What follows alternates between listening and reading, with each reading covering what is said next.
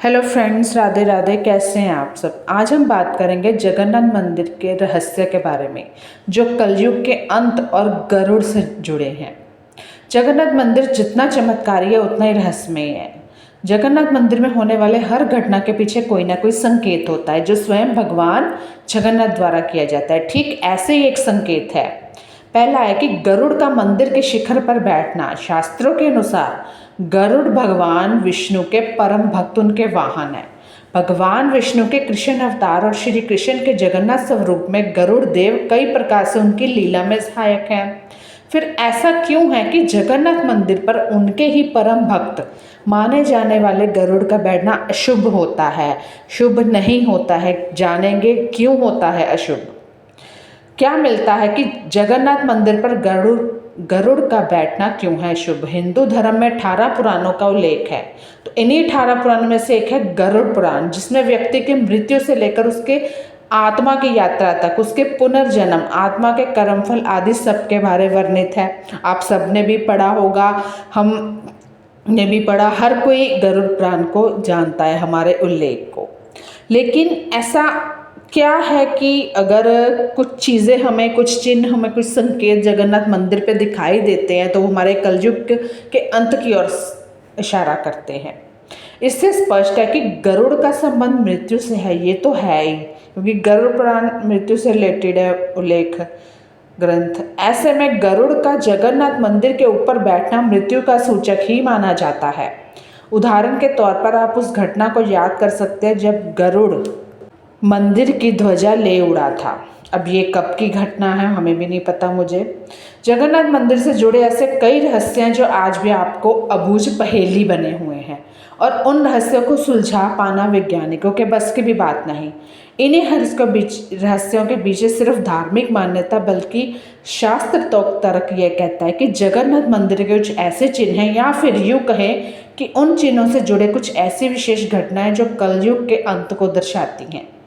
यानी कि जगन्नाथ मंदिर में मौजूद कुछ चिन्ह हैं जो हमें, कुछ घटनाएं जब होने लगे तो इसका अर्थ है कि कलयुग का अंत नज़दीक आ रहा है। क्या क्या घटनाएं हैं ऐसा माना जाता है, सब बोला जाता है। यानी कि जगन्नाथ मंदिर के ये चिन्ह क्या कलयुग के अंत को दर्शाते हैं। पहला है कि जगन्नाथ मंदिर के सबसे बड़े रहस्य में से कि इस मंदिर के शिखर पर लहराता हुआ झंडा, जो कि आप सबको पता है जगन्नाथ मंदिर का ध्वज हवा की विपरीत दिशा में लहराता है। जिस दिन यह ध्वज हवा की दिशा में लहराने लगेगा, यह संकेत होगा कि कलयुग का अंत अब पास आ चुका है। अभी तक तो यह विपरीत दिशा में ही लहरा रहा है, लेकिन जिस दिन ये हवा की ही दिशा, जिस डायरेक्शन में हवा की दिशा होती है उस डायरेक्शन में लहराएगा, तो ये पहला संकेत माना जाता है। अब कलयुग तो है ही, लेकिन उसका अंत भी तो जो आता है वो जाता है, ये भी तो होता है।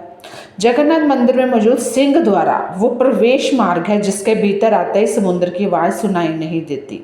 दूसरा है ना ये संकेत।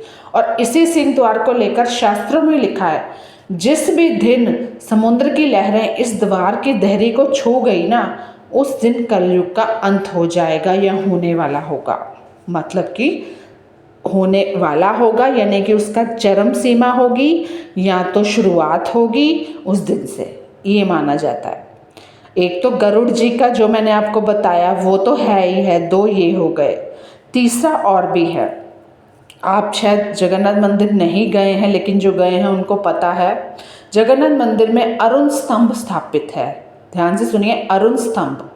शास्त्रों के साथ साथ लोक धारणों में भी यह बात मुख्य रूप से माना जाता है कि जिस दिन गरुड़ इस स्तंभ पर आकर बैठ गया ना, उस दिन से कलयुग के अंत का चक्र शुरू हो जाएगा।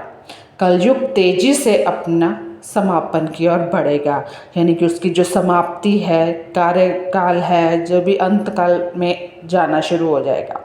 ये संकेत बता रहे हैं कि कलयुग का अंत नज़दीक आने लगेगा या आएगा। तो इस तरह के कुछ हैं। जगन्नाथ मंदिर के शिखर पर बना हुआ सुदर्शन चक्र भी कलयुग के अंत के चिन्हों में से एक है।